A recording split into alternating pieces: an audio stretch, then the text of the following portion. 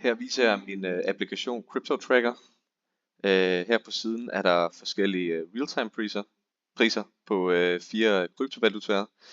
Og de opdateres løbende ved hjælp af en WebSocket, så man kan få den nyeste pris fra databasen.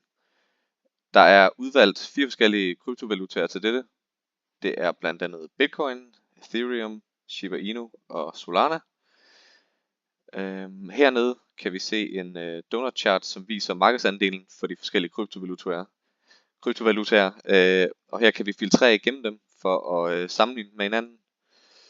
Så hvis vi tager nogle af dem, der er størst, så bliver det lidt nemmere at sammenligne dem, som ikke har så meget markedsandel.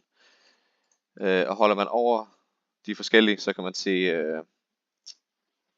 hvor stor deres markedsandel er, som så er udgjort i prisen gange hvor mange af de her coins, der er i omløb. Herover her på grafen kan vi se Bitcoin-priserne minut for minut.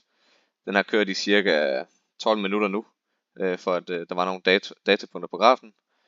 Og den viser den nuværende pris, prisen fra et bestemt tidspunkt.